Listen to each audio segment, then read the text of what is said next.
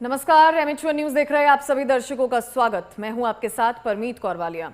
पाकिस्तान और बांग्लादेश के रिश्ते करीब आ रहे हैं। कड़वे इतिहास के बावजूद बांग्लादेश और पाकिस्तान एक दूसरे के साथ जुड़ रहे हैं। दिसंबर 2024 में मोहम्मद यूनुस और शहबाज शरीफ की मुलाकात के बाद सैन्य और आर्थिक सहयोग शुरू हुआ। फरवरी में बांग्लादेशी नौसेना ने 12 साल के अंतराल के बाद कराची में अमन 2025 में भाग लिया। यानी कि 1971 के बाद पहली बार दोनों देशों ने मार्च 2025 से सीधा व्यापार शुरू किया। रणनीतिक रूप से यह दक्षिण एशिया में भारत के प्रभाव को सीमित करता है। पाकिस्तान की आर्थिक स्थिति खराब है, इसलिए बांग्लादेश के रूप में एक नया व्यापारिक भागीदार मिलना अच्छा है। लेकिन पाकिस्तान और बांग्लादेश की आती नजदीकियों से भारत की टेंशन भी बढ़ सकती है। ये तो एक विषय हुआ। अब बात अमेरिका के राष्ट्रपति डोनाल्ड ट्रंप की भी कर लेते हैं, जिन्होंने फिर भारत को धमकी दे दी है। उन्होंने कहा है कि अगर रशिया यूक्रेन वाली डील नहीं होती तो वो भारत पर सैंक्शंस लगाएंगे। इसी को लेकर हमारे साथ बात करने के लिए सीनियर पॉलिटिकल कमेंटेटर सुमित पीर जी जुड़ गए हैं। सुमित पीर जी, आपका बहुत बहुत स्वागत है। नमस्कार। जय सिया राम, राधे राधे परमीत जी और सब दर्शकों को। सुमित पीर जी, क्योंकि आज दो विषयों पर हम बात करने वाले हैं। पहला विषय पाकिस्तान और ढाका की बात कर लेते हैं। पाकिस्तान और बांग्लादेश की मोहब्बत यानी कि जो नजदीकियां हैं वो बढ़ रही हैं, मुलाकातें हो रही हैं। अभी पाकिस्तान के विदेश मंत्री भी बांग्लादेश जाने वाले हैं, 3 दिन के दौरे पर रहेंगे। वहां पे वीजा फ्री एंट्री का रास्ता भी खुल गया है। आखिरकार पाकिस्तान और बांग्लादेश में पक क्या रहा है, क्या कुकिंग हो रही है? सबसे पहले तो हमें थोड़ा इसके पर्सपेक्टिव में देखना पड़ेगा। जो पाकिस्तान और बांग्लादेश में हमें दिखला परमीत जी, ये एक पूरा कार्यक्रम जो है ये अभी चाइना में बनाया जा रहा है। ये आईएसआई इसको चला रहा है और इसमें कहीं ना कहीं अब डोनाल्ड ट्रंप का समर्थन भी आ गया। देखिए, जब मोहम्मद यूनुस की सरकार आई, आपको याद होगा जब ट्रंप आए तो ये बिल्कुल ठंडे पड़ गए थे, क्योंकि इनको पावर मिलता था हिलरी क्लिंटन से और बिल क्लिंटन से और कहीं ना कहीं ओबामा से। जब ट्रंप चुन के आए तो ये बिल्कुल कुछ देर शांत हो गए थे। ट्रंप का एक स्टेटमेंट भी आया था कि बांग्लादेश में जो भी करना है मोदी जी डिसाइड कर ले, अब handed over Bangladesh to Modi, इन्होंने कहा था। उसके बाद फिर क्या हुआ कि इनकी पहले इनका समन्वय था, फिर बीच में खबरें आई कि पाकिस्तान से जो पहला शिप गया था बांग्लादेश, जो डायरेक्ट शिपिंग हुई थी लास्ट ईयर, उसमें कुछ ऐसे कंटेनर थे जिनकी कोई तलाशी नहीं हुई। वो ऐसे कंटेनर थे जिनको उतारा गया और सारे कस्टम्स को छुट्टी दे दी गई। ये माना जाता था आईएसआई अपने इक्विपमेंट्स के साथ बांग्लादेश में कुछ सेटअप कर रहा है और इसीलिए कंटेनरों में सामान आया। और ये भी अटकलें लगी थी कि शायद कोई मिसाइलें पाकिस्तान बांग्लादेश में तैनात कर रहा है या कर सकता है। तो जब ये अटकलें आई तो ये चीज़ें पूरे इंटरनेशनल मुद्दा बन गया और भारत को जो करना था कर दिया। फिर उसके बाद ये चीज़ें दब गई। फिर इनकी एक आध शिपमेंट और आई तो इन्होंने कहा जी हम तो सीमेंट मंगा रहे पाकिस्तान से। अब सीमेंट मंगाने के लिए कोई समुद्री जहाज थोड़ी ना पूरा ले आता है। खैर, ये तो झूठ बोल रहे थे। ये थोड़ा थोड़ा सिचुएशन कंट्रोल होने लगी थी, भारत गेम में अहेड था। अब देखिए, जब से हमारे ट्रंप के साथ रिलेशन बिगड़े हैं अमेरिका के साथ, आपने देखा होगा तब से पाकिस्तान और बांग्लादेश के रिलेशन सुधरे हैं। अब पाकिस्तान में खिलाड़ी कौन था? पाकिस्तान में पहले अमेरिका ने कू कराने की कोशिश की, सॉरी बांग्लादेश में अमेरिका ने कू कराने की कोशिश की।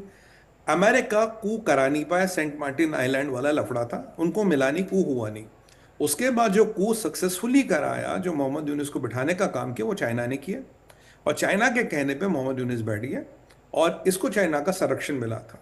बट कुछ दिनों में जब ये प्रकरण ऐसे ही चलता रहा तो चाइना ने कहा भैया पाकिस्तानियों से नज़दीकी बना लो, क्योंकि चाइना का ऑब्जेक्टिव क्या है? चाइना चाहता है जो स्ट्रिंग ऑफ पर्ल्स 2.0, एक स्ट्रिंग ऑफ पर्ल्स 1 है भारत को घेरने का, 2.0 भारत को घेरने की कोशिश है। बांग्लादेश क्यों?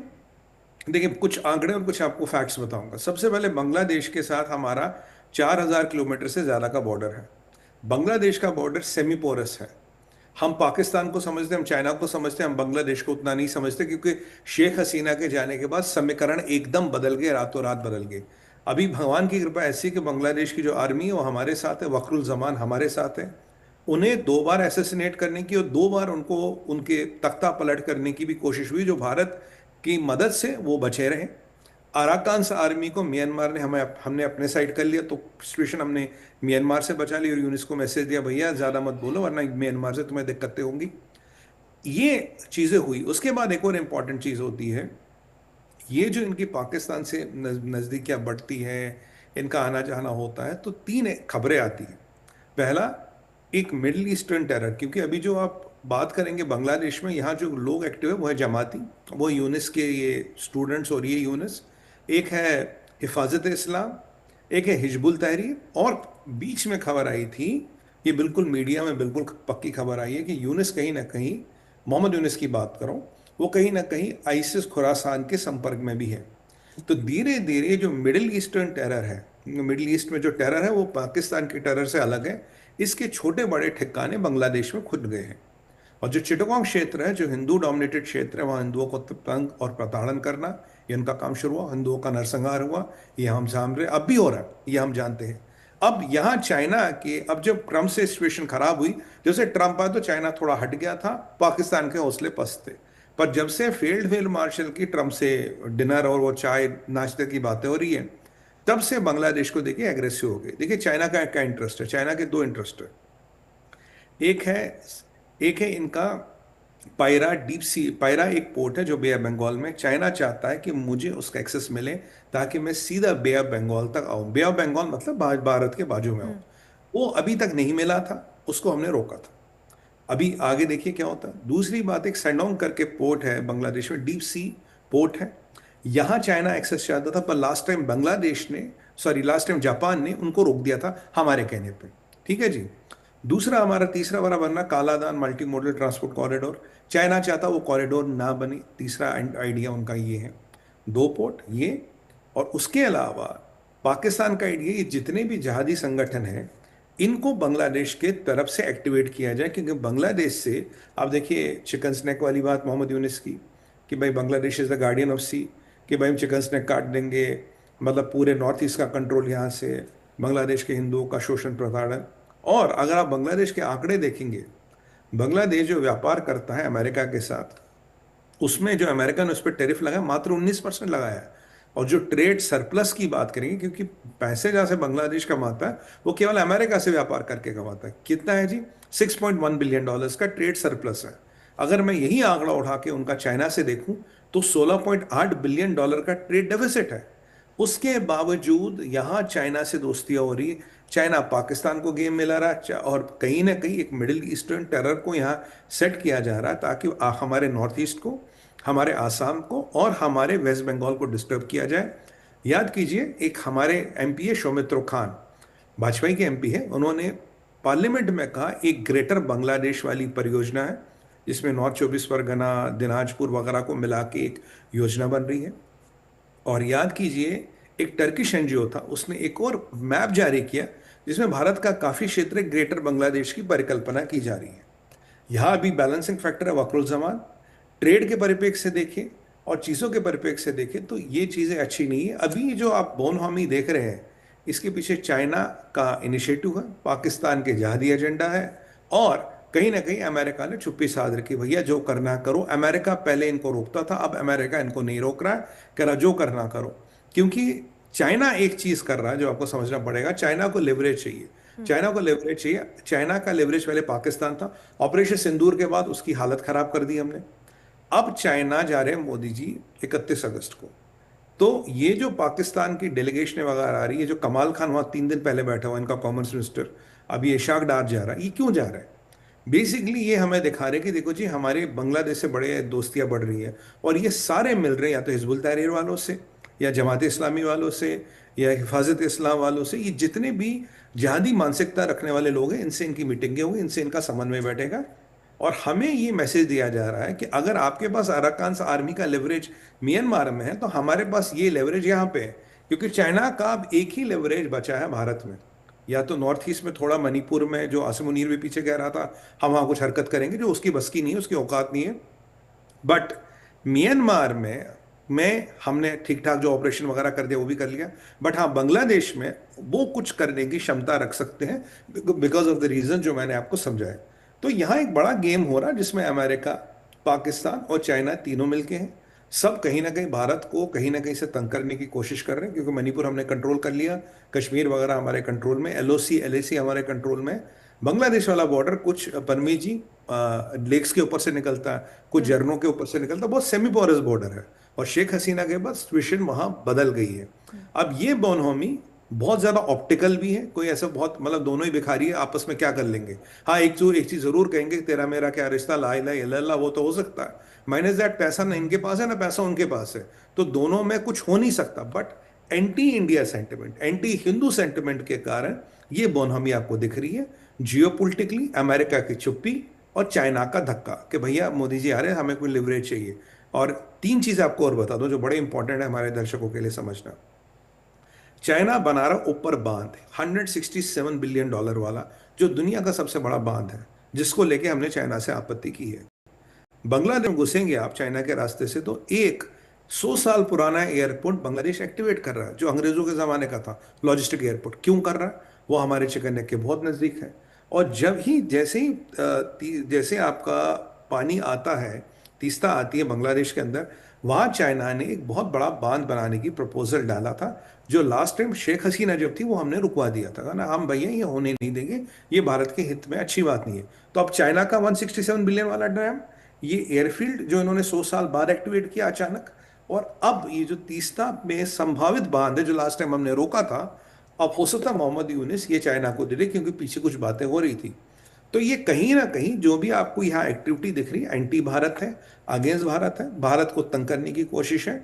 और जो हमारा नॉर्थ ईस्ट और असम मिलके 7-8 स्टेट्स हैं, कहीं ना कहीं उनमें अराजकता फैलाने वाला उनका काम है। मणिपुर में ये फेल हो चुके हैं, अब यहाँ हाथ पैर मारेंगे। बट प्रभु की अनुकंपा ये है कि अभी भी वकरुज्जामान जो वहाँ के आर्मी चीफ हैं भारत के साथ हैं, और भारत की काफ़ी अभी भी उन पर चलती है। और भारत की एजेंसियों ने बांग्लादेश में बहुत काम किया, ये मानने की बात है। बहुत से काम कभी सामने नहीं आते, पर काम बहुत ज़्यादा हुआ है। पर परिस्थिति थोड़ी विकट इसलिए है क्योंकि अभी सारे लोग कहीं ना कहीं भारत का हित करना चाहते हैं, मतलब जिस तरीके से उस तरीके से। ये सम टोटल कहानी है, मतलब आपसे दुश्मनी मेरी दोस्ती, इस लॉजिक पे चल रहा है। ठीक है। क्योंकि इन दोनों की दोस्ती पर भारत नजर तो बनाए हुए है, लेकिन इनकी बढ़ती नजदीकियों से क्या भारत को टेंशन लेने की जरूरत है? भारत की टेंशन क्या बढ़ सकती है? देखिए, अगर इनकी नजदीकियां व्यापार में बढ़ती है तो हमें कोई फर्क नहीं पड़ता जी, कर लो दोनों भिखारी आपस में जो करना कर लो, एक बांग्लादेश और एक भिखारिस्तान, तो हमें तो कोई फर्क नहीं पड़ता। बाकी उनकी सेना वहाँ एक इंपॉर्टेंट रोल करती है, प्रभु की अनुकंपा से वो हमारी बात सुनती है, क्योंकि उन्हें पता है कि वो तब तक है जब तक हम उनका साथ दे रहे हैं। बांग्लादेश का 99% असला पाकिस्तान से आता है। बांग्लादेश ने इस साल अपनी गोलियां, बम और बारूद 140 से 180% ज़्यादा पाकिस्तान से मंगाया। हमने इतराज़ किया था, भाई किस लिए मंगा रहे हो। बाकी बांग्लादेश को, मतलब हमारे लिए कोई बहुत बड़ी बात नहीं है, पर बांग्लादेश में जो हमारी दिक्कत का कारण ये हो सकता है वो है वहाँ की हिंदू आबादी, जो चिटगांव क्षेत्र और इन क्षेत्रों में बटी हुई है। और वहाँ ये जमात इस्लामी वाले, हिजबुल तहरीर वाले, हिफाजत इस्लाम वाले हो, हमारे सिख भाई वहाँ रहते हैं, कुछ माइनॉरिटीज़ रहती है, और कुछ इवन सेकुलर मुसलमान भी हैं जिनको ये तंग करते हैं, कुछ अवामी लीग के मुसलमान भी जिनको ये तंग करते हैं, ऐसी बात नहीं है।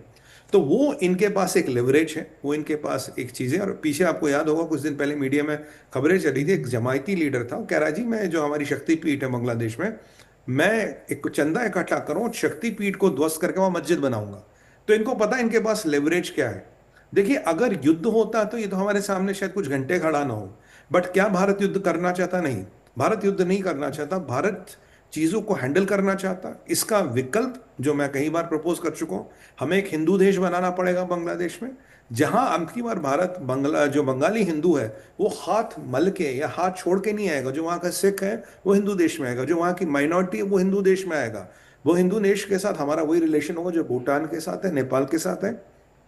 आपका संरक्षण हम करेंगे, आपका फॉरेन अफेयर्स हम देखेंगे, आपकी इकोनॉमी को हमारी इकोनॉमी से मिला देंगे, बट आप अलग एक देश रहोगे, हमें आपसे कोई लेना देना नहीं है। बट हिंदुओं के और हिंदू हित की रक्षा करना बहुत अनिवार्य हो गया, क्योंकि धीरे धीरे इस्लामीकरण जो बांग्लादेश का हो रहा, बहुत फास्ट पेस पे हो रहा। वो गया बंगाली कल्चर, वो गया मुजीबुर रहमान साहब का कल्चर।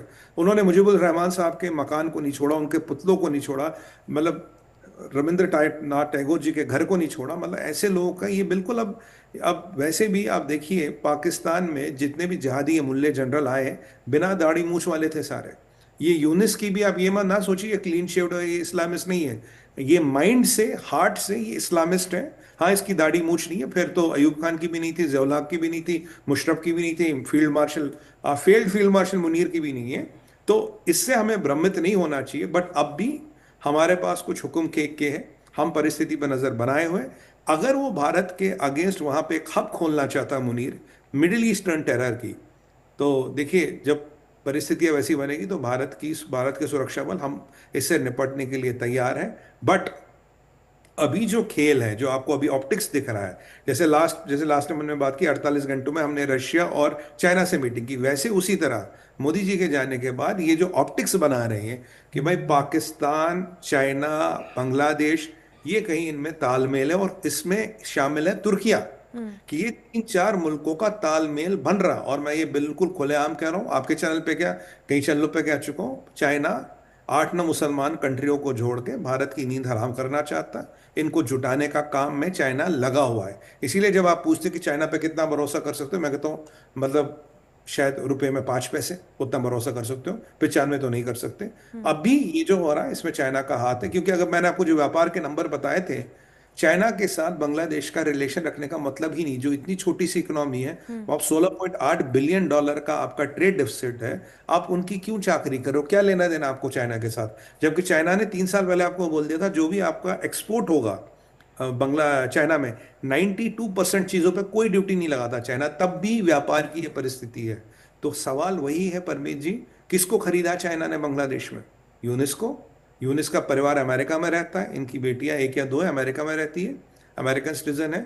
देखिए चाइना इस सब काम के लिए बहुत अच्छा है, और यूनिस को चाहिए पैसा, और ये जितने जिहादी संगठन है, कोई सत्ता नहीं छोड़ना चाहता, हर कोई अपने अपने हिस्से की सत्ता पकड़ के रखना चाहता। अगर बांग्लादेश ऐसे चलता रहा, ये दूसरा पाकिस्तान ही, ये दूसरा अफगानिस्तान बनेगा। ये मैं 1 साल पहले डिक्लेयर कर चुका, आज आपके चैनल पे रिपीट कर रहा हूँ, अगर ऐसे चलता रहा ये दूसरा अफगानिस्तान बनेगा। हर छोटे मोटे जिहादी के पास अपना एक क्षेत्र होगा, और उस क्षेत्र में वो अपनी चलाएगा, कोई हिजबुल तहरीर, कहीं आइसिस वाले, कहीं हिफाजत इस्लाम वाले, कहीं जमायती, कहीं कोई अब काफी सारी तंजीमें वहां खड़ी हो गई बाय द वे। अब मतलब 40-42 के आसपास इनका नंबर आ चुका है, विच इज नॉट गुड। जी। बिल्कुल सुमित पीर जी, और क्योंकि दोनों ही एक दूसरे के लिए जिस तरह से हमदर्दी दिखा रहे हैं, कई समझौतों पर हस्ताक्षर हुए हैं, चाहे व्यापार से जुड़ा हो, चाहे रक्षा से जुड़ा हो, क्या कोई और समझौता भी दोनों के बीच हो सकता है? और एक और चीज आपसे समझना चाहेंगे, अगर चीन अपने मतलब के लिए पाकिस्तान और बांग्लादेश के साथ कोई बातचीत कर सकता है, तो क्या कोई अमेरिका का भी हिडन एजेंडा इसमें हो सकता है? देखिए अमेरिका का एजेंडा इतना है, अमेरिका आजकल भारत से बहुत परेशान है। अमेरिका की साख को भारत ने मिट्टी में मिला दिया है। आज अगर डोनाल्ड ट्रंप के सपने में कोई आके अगर वो रात को खड़ा हो जाता था, अगर मोदी जी दिख जाते तो डर के मारे खड़ा हो जाता है। क्यों? जो अमेरिकन प्रेसिडेंट का एक ऑरा था, जो एक वर्चस्व था, उसको हमने मिट्टी में मिला दिया। मैं डायरेक्ट बोलूंगा, जो यूरोप के इतने नेता नहीं कर पाए वो हमने यहाँ दिल्ली में बैठे बैठे कर दिया। डॉक्टर जयशंकर साहब का आज भी स्टेटमेंट सुनेंगे तो बोलेंगे यार हम तो आपसे व्यापार करना चाहते पर अपनी शर्तों पे होगी, कुछ लक्ष्मण रेखा है उन्हें पार नहीं किया जाएगा। आपकी डेलीगेशन आ रही थी यहाँ 25 अगस्त को, कोई बात नहीं, बाद में आ जाएगी, जब आप मूड में हो तब बात कर लेंगे। ये जो भारत झुक नहीं रहा, ये जो भारत टूट नहीं रहा, तो अब जो देखिए बाइडेन के बाद ये बेसिकली बाइडेन और ओबामा और क्लिंटन से पावर आता था मोहम्मद यूनुस को। जब उनकी सत्ता गई, जब डेमोक्रेट्स की सत्ता गई, डीप स्टेट की सत्ता गई, तो ये माना गया कि ट्रंप ने बिल्कुल इनको रोका, अमेरिका से कोई संरक्षण नहीं मिला। बट अमेरिका के पास एक एजेंसी है सीआईए, सीआईए के हर जगह संबंध है। अगर कल को ट्रंप एडमिनिस्ट्रेशन ये बोले भाई थोड़ा इसको जरा इनसे संपर्क करो, तो सीआईए के लिए यूनिस वगैरह से संपर्क साधना कोई बड़ी बात नहीं, तुरंत कुछ दिनों में हो जाएगा। और यूनिस जैसे आदमी के लिए भाई उसे कोई तो पाले, कहीं से तो पैसे मिले, कोई तो उनका दाना दाल रोटी की व्यवस्था करे। तो आप वो ट्रंप का आदेश सुन रहे, मुझे बताइए ट्रंप ने उनके लिए 19% टैरिफ क्यों लगाया? ऐसी स्पेशल क्या है बांग्लादेश के साथ? और ट्रंप को तो ये ट्रेड डेफिसिट दिखता है, यहाँ ट्रेड डेफिसिट नहीं दिखा उसको, क्योंकि यहाँ कहीं ना कहीं वो एक यूनिस को ऊपर चढ़ाने की कोशिश है। यूनिस को लेजिटिमेसी तो नहीं, यूनिस पे कहते हैं ना हल्का हाथ रखने की कोशिश उन्होंने की। और अमेरिका के इस बदले तेवर को देख के जो चाइना ने अपना एजेंडा था वो एग्रेसिव कर दिया। और पाकिस्तान तो आप जानते हैं मौके की तलाश में रहता है। पाकिस्तान के जो पहले एजेंडा थोड़े ठंडे हो गए थे ट्रंप के आने के बाद, जब से फील्ड मार्शल ट्रंप से मिल के आया है, तब से वो एजेंडा और सक्रिय हो गए हैं। बट मैं आपको और अपने दर्शकों को ये आश्वस्त करा दूं, हमें हर चीज पता क्या हो रहा है, we are ahead of the game, हमें समझ आ रहा है जी क्या कर रहे हैं क्या नहीं कर रहे हैं। अगर ये शराफत से मानेंगे तो ठीक है, अन्यथा विकल्प और भी है, विकल्प बहुत है। बट इनको ये गलत फहमी ना रहे, देखिए कभी भी चींटी हाथी से टकरा के जीतती नहीं है। मतलब जो चींटी है उसको अपनी औकात समझनी चाहिए। और जो हमने अभी 4-4 मुल्कों को ऑपरेशन सिंदूर में किया, ये बांग्लादेश हो, ये मालदीव्स हो, या तजाकिस्तान हो, मुझे लगता है इन सबको ज़रा अपनी औकात और अपनी हैसियत समझनी चाहिए। क्योंकि भैया अगली बार हम इतनी रियायत दिखाएंगे, शायद हमारा ये मूड ना हो, और भारत रियायत नहीं दिखाएगा तो आपका पाकिस्तान चाइना के साथ घुटनों पे आ गया तो आप कहाँ खड़े होंगे। बट हाँ, हम ये बांग्लादेश के साथ नहीं करना चाहते, क्योंकि हमारे बांग्लादेश के लोगों के साथ कोई मतभेद नहीं है। पर ये जो जिहादियों ने वहां अभी सत्ता पे कब्जा कर रखा है, इनसे हमारा द्वेष जरूरी है। पर्सनल नहीं है, ये राजनीतिक है। ये धार्मिक नहीं है, ये राजनीतिक है। और अगर आप एंटी भारत एक्टिविटियां करोगे, पीछे हमने म्यांमार में एक बहुत बड़ा ऑपरेशन किया, प्रभु की अनुकंपा रही, बहुत सॉलिड रहा। तो ये बांग्लादेशियों को जरा मैं बता दूं, तुम्हारे यहाँ, तुम म्यांमार से नजदीक हो भैया। म्यांमार में तो फिर भी ड्रोन को काफी आगे जाना पड़ता है, तुम तो बहुत नजदीक हो। अब देखिए कितने जहाज इस नींद में ही ऊपर निकल गए थे। तो ये जरा बांग्लादेशियों को समझना चाहिए। अगर बांग्लादेश और पाकिस्तान एक साथ आता है तो जियोपॉलिटिक्स की तस्वीर भी सुमित पीर जी बदल सकती है। देखिए बदल सकती है, पर इसके आने की संभावना बहुत कम है। कारण क्या है परमीत जी? क्योंकि अगर आप साथ आते हो तो या तो आपके पास पैसा हो, या व्यापार हो, या वेपन्स हो, या एजेंडा हो, या कल्चर हो। देखिए कल्चर में आपने, पाकिस्तानियों ने करीब 20-30 लाख महिलाओं का बलात्कार किया था बांग्लादेश में। पाकिस्तान की फौज बलात्कार में नंबर 1 है। पाकिस्तान ने, इन्होंने करीब करीब एक 10 लाख बंगालियों को तो इन्होंने मार दिया था, ये रिकॉर्ड कहता है। तो यहाँ खून में काफी रंजिश है। बट अभी ये जो anti India, anti Hindu sentiment जो चल रहा है, उसके कारण ये आ सकते हैं, आईएसआई के कहने पे आ सकते हैं। पर इनमें कॉमन कुछ नहीं है, इनमें व्यापार नहीं है। पैसे किसी के पास नहीं, व्यापार किससे करिएगा? बांग्लादेश पाकिस्तान को एड नहीं दे सकता, पाकिस्तान बांग्लादेश को एड नहीं दे सकता। न ट्रेड है न एड है, तो भैया समन में बैठेगा कहाँ से? हाँ, एक एक जरूर कर सकते हो। हाँ, टेरर कैंप जरूर खोल सकते हो बांग्लादेश में। पर इनको मैं आश्वस्त कर दूं, जैसे हम कश्मीर में या कहीं और जिहादियों को बहुत जल्दी डीटीएच टिकट की, जीटीएच ट्रेन की टिकट कटवाते हैं, इनकी डायरेक्ट टू हूर, तो वो यहाँ भी हम व्यवस्था कर देंगे, ऐसी कोई बात नहीं है। हमारे योजनाएं सक्रिय है, हमें पता बांग्लादेश से कब निपटना है, कैसे निपटना है। ये पाकिस्तान अगर 50 साल से फेल हो रहा कश्मीर में, तो इनको क्या लगा, इन्होंने, इनमें क्या नए सुरखाब के पर लगे, क्या बांग्लादेश से कामयाब होंगे? देखिए सेटबैक्स आगे पीछे होते हैं। भारत अडिग है, अमर है, और भारत को कोई हिला नहीं सकता। ये फील्ड मार्शल या इसके बाद जितने भी आएंगे, अगर पाकिस्तान रहा तो ये हसरत लेके भी ये सब मैयत में जाने वाले हैं, 3 फुट नीचे जमीन के, और कुछ नहीं होगा। बिल्कुल। सुमित पीर जी, अब बात दूसरे विषय की कर लेते हैं। डोनाल्ड ट्रंप जो कहते हुए अब नजर आ रहे हैं कि अगर यूक्रेन रशिया के साथ डील फेल होती है तो इसका अंजाम भारत को भुगतना पड़ेगा। मतलब चीन के साथ वो नरमी दिखा रहा है, लेकिन भारत पर आग बबूला हो रहा है। देखिए यहाँ इस परिप्रेक्ष्य में समझिए, जो हम कल आपके चैनल पे डिस्कस कर रहे थे कि डील क्यों नहीं होगी, उसमें तो नहीं जाएंगे, वो तो हम बात करेंगे।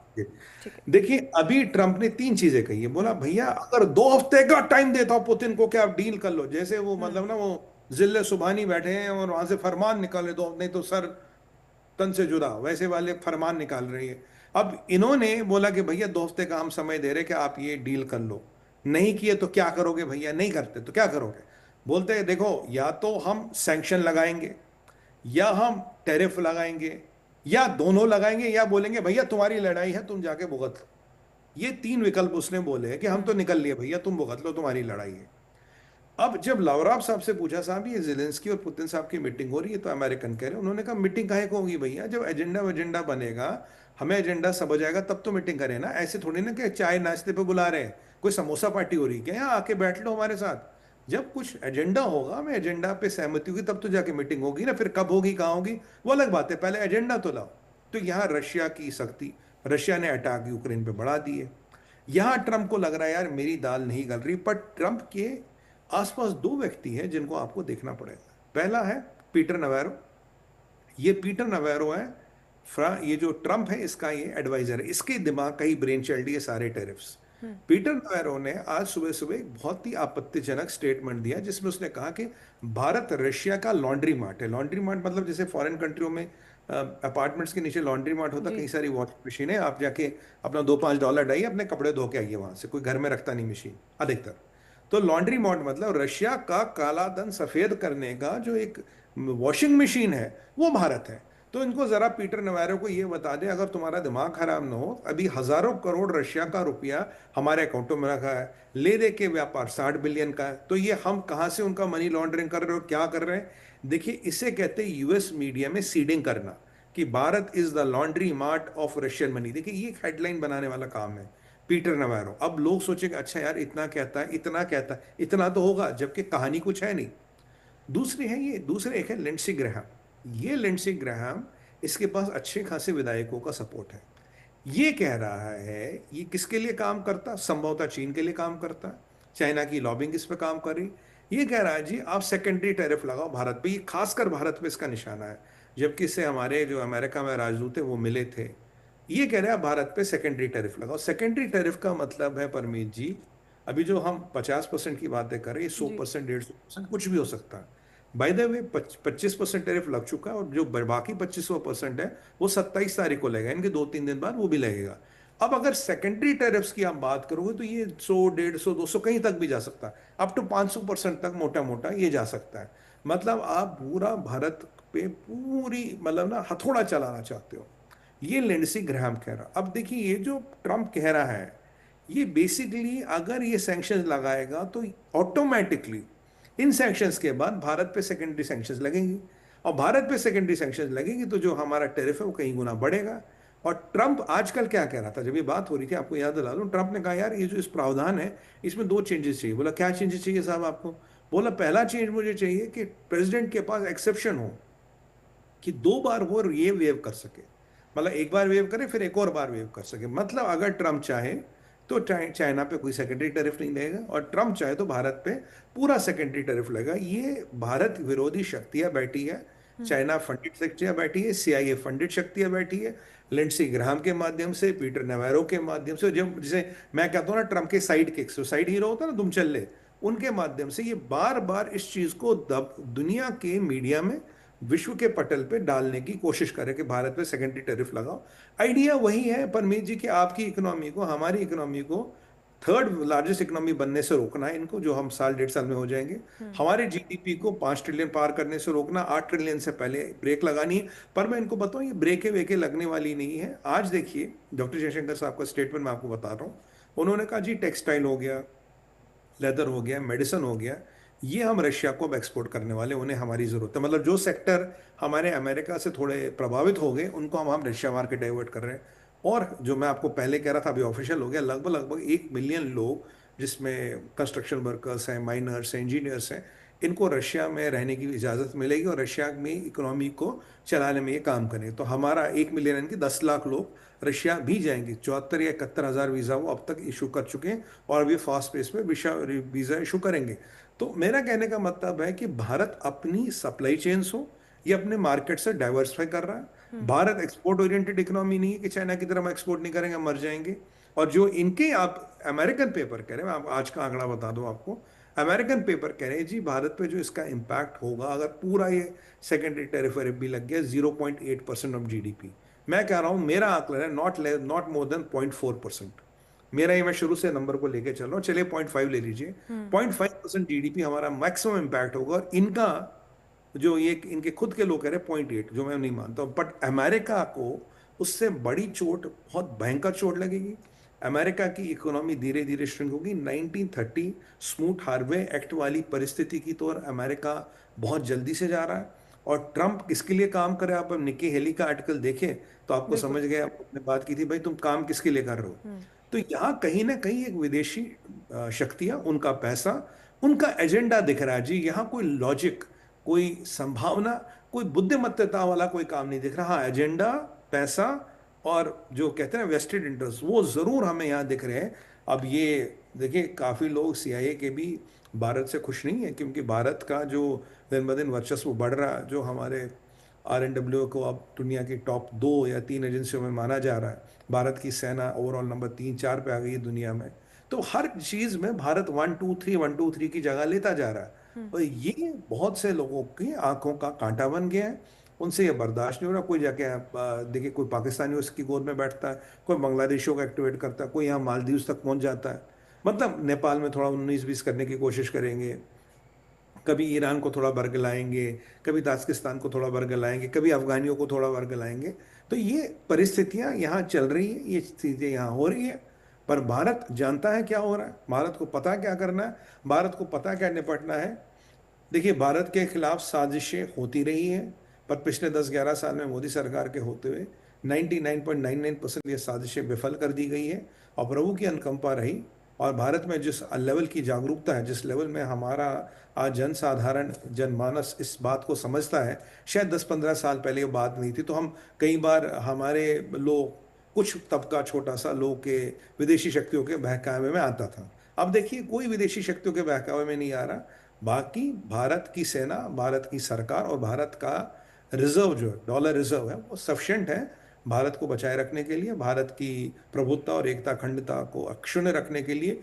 ये इनको हम बिल्कुल क्लियर और डायरेक्ट बता दें, और हमें समझ आ रहा है कौन किसके साथ क्या कर रहा है। ऐसा नहीं भारत को नहीं पता। चाल आपकी तब तक है परमीत जी जब तक हमें समझ नहीं आए। अगर हमें समझ आई, कहते हैं ना, बंद मुट्ठी लाख की, खुल जाए तो खाक की। तो इनको जरा पता है, खुल गई है भैया मुट्ठी, लाख की नहीं रही, खाक की रही।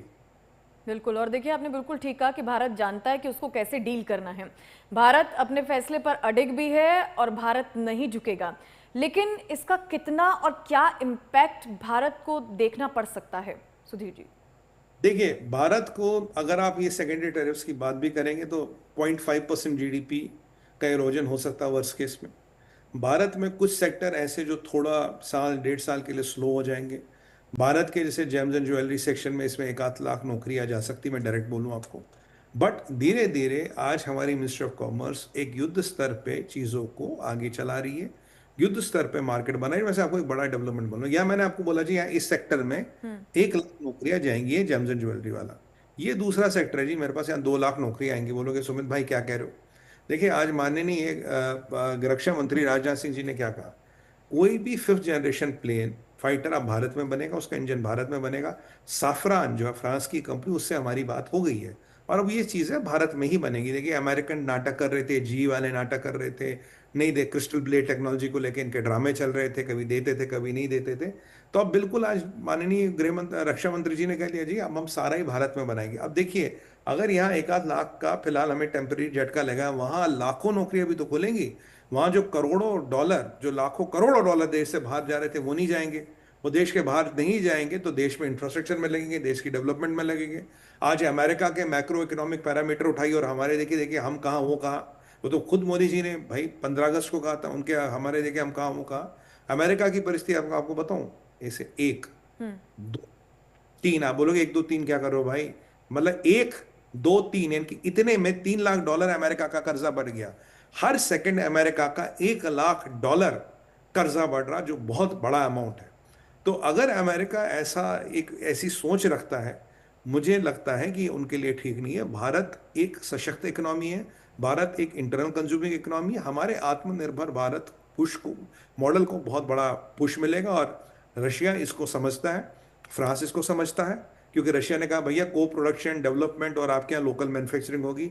फ्रांस का सैफरॉन भी इस चीज़ के लिए तैयार है, जो पहले वो थोड़ा रिलेक्टेंट थे, तैयार है। तो आप देखिए, यहाँ जहाज़ों की डील F-35 की बातें हो रही थी, कहाँ गई जी? गई। वो बोइंग की डील गई, P-8 टाइप पोसेडन गया। ये जो हज़ारों करोड़ की, करोड़ों रुपयों की, हज़ारों करोड़ रुपए की जो इंजन्स की डील होती थी, ये भी गई। F-16 की बातें हो रही थी, ये भी गया। तो मतलब अगर आप तब से ही आंकलन लगाए तो कितना नुकसान हुआ है अमेरिका को। जो राजनाथ सिंह जी जा रहे थे वहां पे जी, कुछ उनको सौदे वोदे करने थे डिफेंस के, वो गए, उनका ट्रेड डेलीगेशन आ रहा वो गया। तो मैं मानता हूं जो इकोनॉमी 1-1.25% से ग्रो हो रही हो अमेरिका, और हमारी इकोनॉमी 6.5-7% से ग्रो हो रही हो भारत, हमारे पास 70 से 100 साल का डेमोग्राफिक डिविडेंड है, हमारे पास सबसे ज्यादा यूथ है। तो मुझे लगता है आप खुद अंदाजा लगाइए, हमारी इकोनॉमी को डेड इकोनॉमी कहने वाला 1.25% वाला 7.5% वाले को डेड इकोनॉमी कहता है। तो इसका समावेश उसी से निकलता है।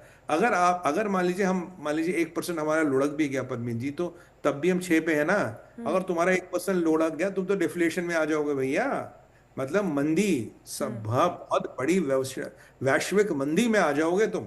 तो क्या अमेरिका की इकोनॉमी ये मंदी सह सकती है? जो अभी आपकी परिस्थिति, 1 सेकंड में $1 लाख का कर्जा बढ़ रहा, आप नहीं सह सकते। तो अगर ये अपने चीजों पे ध्यान दें, अपनी इकोनॉमी को सुधारे, भारत के साथ इन्हें महत्वपूर्ण संबंध रखने चाहिए, क्योंकि भारत एक डेमोक्रेसी, अब एक डेमोक्रेसी हो। आप आजकल की विडंबना ये, आप कम्युनिस्ट चाइना और ये जिहादी पाकिस्तानियों के बीच फंस गए हो।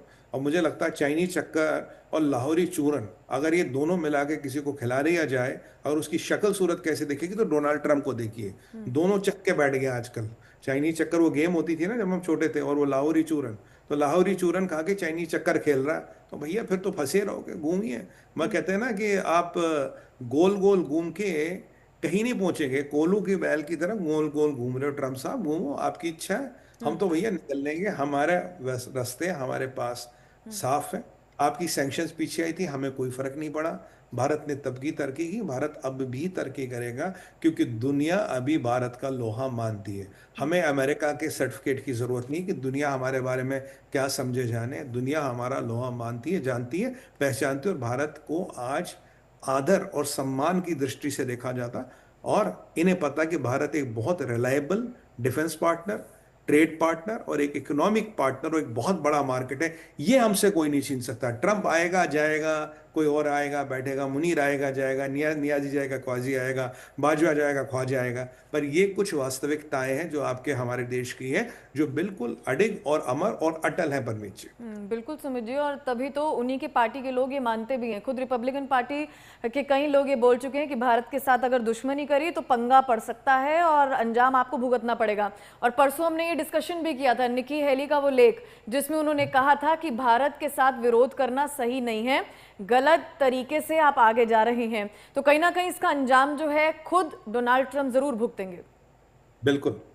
देखिए, डोनाल्ड ट्रंप अभी एक परिस्थिति में है जहां कहते हैं ना, हैव नथिंग टू लूज। वो काफी आगे निकल चुके हैं। ये मान लीजिए कि आप आपकी जहां आपकी बोट में तेल कम है और आप समुद्र को पार करने निकले हो, तो अब ये है कि उनकी कश्ती कहाँ रुकेगी, कहाँ नहीं रुकेगी। जो रिपब्लिकन पार्टी में बढ़ता गतिरोध है, जो डेमोक्रेटिक पार्टी में बढ़ता गतिरोध है, आज अगर मैं बात करूं, पीछे एंथनी ब्लिंकन्स भी बोले थे। आज अमेरिका के एक और देखिए, ये क्या नाम है उनका, टेड क्रूज बोल चुके हैं, निकी हेली बोल चुकी है, एक इनके फॉरेन सेक्रेटरी का मुझे नाम अभी नाम मेरे दिमाग से अभी निकल गया, कुछ था, अभी उनका वक्तव्य आया है।